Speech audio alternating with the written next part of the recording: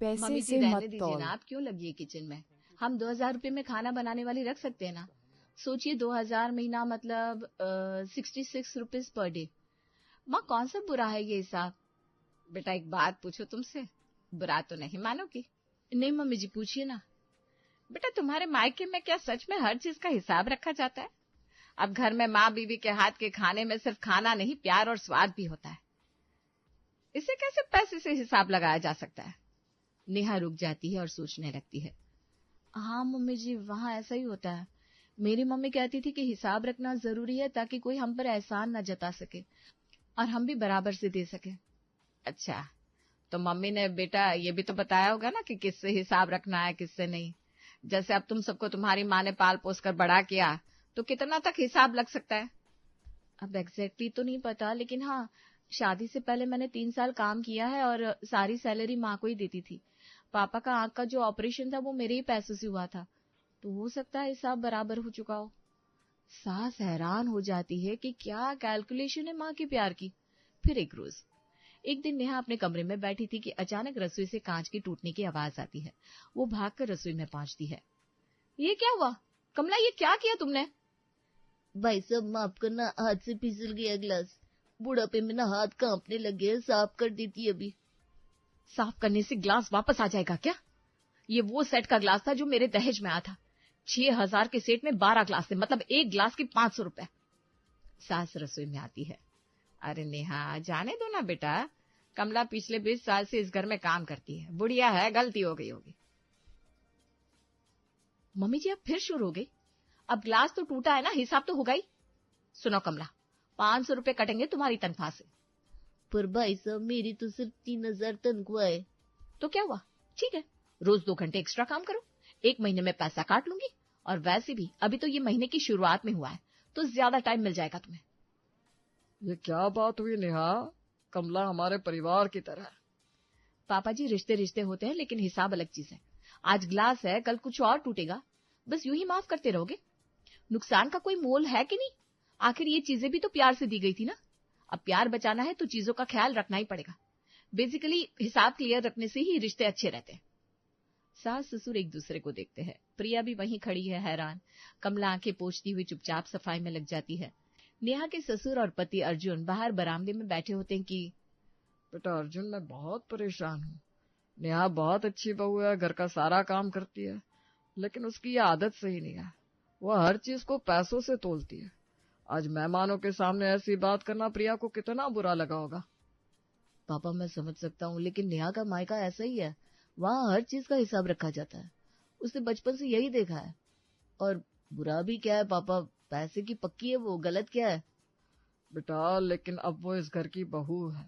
यहाँ प्यार की कीमत नहीं होती। यहाँ रिश्तों में पैसा रुपया देखेंगे तो कैसे चलेगा? तुम्हें उससे प्यार से समझाना होगा कि रिश्ता पैसों से नहीं भावनाओं से बनता है, वरना एक दिन ये घर भी वैसा ही हो जाएगा जैसा उसका मायका है। अर्जुन को नेहा की सोच बिल्कुल गलत नहीं लगती। वो उल्टा पापा को ही 4 बात सुनाकर वहां से चला जाता है।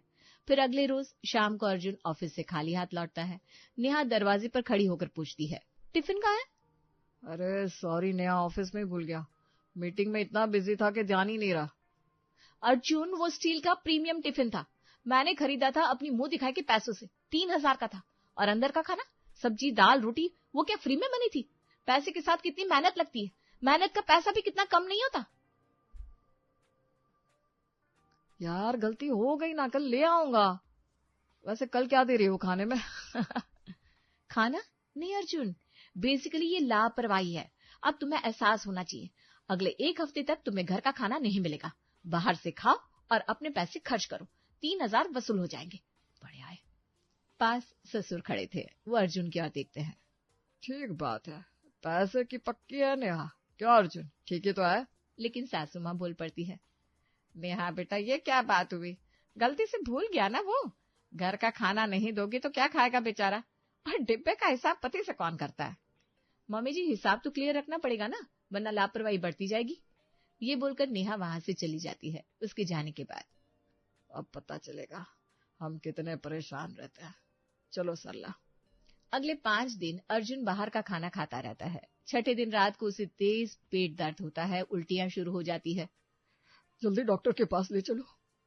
वे अर्जुन को इमरजेंसी में ले जाते हैं। डॉक्टर चेकअप के बाद बताता है कि फूड पॉइजनिंग है। दवाइयां और टेस्ट में 5,000 रुपए खर्च हो जाते हैं। घर लौटकर सास नेहा से कहती है, देखा नेहा, 3,000 बचाने के चक्कर में 5,000 खर्च हो गया और मेरे बेटे की सेहत भी खराब होगी। पापा ठीक कह रहे थे, ये हर चीजों को पैसों में तोलती है, पता नहीं हमें ये क्यों झेलना पड़ रहा है। नेहा चुप रहती है, लेकिन फिर बोलती है, मम्मी जी ये तो बाहर खाने की गलती है, मैंने तो सिर्फ हिसाब बराबर करने की सोची थी।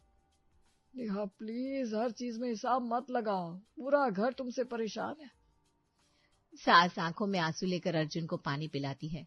नेहा एक कोने में खड़ी रहती है, अपने फैसले पर अड़ी हुई। फिर अगले दिन अर्जुन शाम को अपने छोटे भाई राहुल को 1 लाख रुपए का लिफाफा देता है। ले राहुल, तेरे पैसे।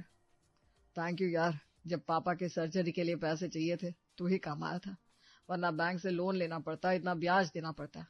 अरे भैया ये कैसी बात कर रहे हो, तुमने मेरी पढ़ाई करवाई, नौकरी दिलवाई, ये तो मेरा फर्ज था। नेहा जो बगल में बैठी थी बीच में बोलती है, रुको रुको राहुल, तुमने 1 लाख दिए थे ना, अब जरा हिसाब लगाते हैं। नेहा ये क्या कर रही हो? लेकिन नेहा कहाँ रुकने वाली थी। बेसिकली देखो, जब राहुल की इंजीनियरिंग की फीस भरनी थी तो अर्जुन ने 1.5 लाख रुपए दिए थे। फिर जब इसकी बाइक खरीदनी थी तो 70,000 दिए। फिर जब इसकी शादी की बात चल रही थी तो 3 लाख की मदद की थी। और हाँ, जब इसे जॉब के लिए दिल्ली जाना था तो किराया खर्चा मिलाकर 50,000 और दिए। भाभी वो सब तो टोटल 5,70,000 हुए। अब तुमने 1 लाख दिए तो बाकी 4,70,000 बचे। अगर हम बैंक का 12% ब्याज भी लगाए तो पिछले 5 सालों का लगभग 3 लाख ब्याज और बनता है, मतलब टोटल 7,70,000। नेहा ये मेरा भाई है, कोई कस्टमर नहीं है। अरे अर्जुन, तुम इतने इमोशनल क्यों हो रहे हो? हिसाब होता है ना। राहुल खुद कह रहा है कि ब्याज बच गया, तो फिर भाई भाई में भी हिसाब क्लियर होना चाहिए ना। वैसे भी तुमने इतना किया इसके लिए, तो वो भी तो ब्याज ही समझो। राहुल चुपचाप लिफाफा रखकर उठ जाता है। भैया मैं चलता हूँ।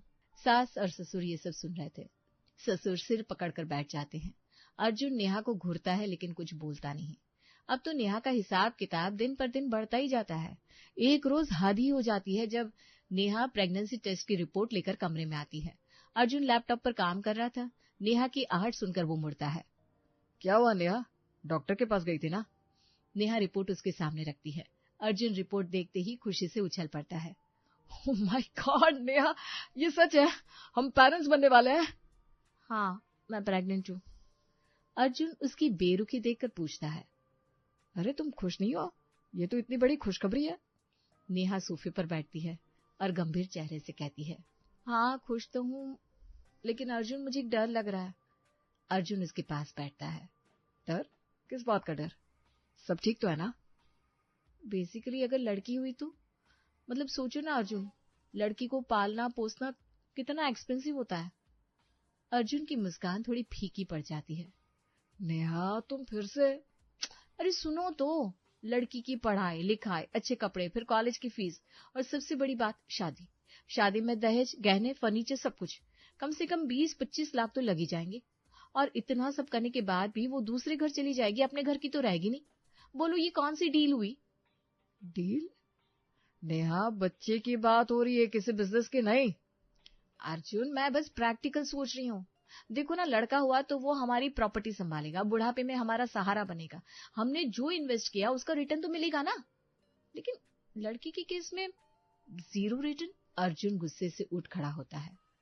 नेहा ये क्या बकवास कर रही हो तुम?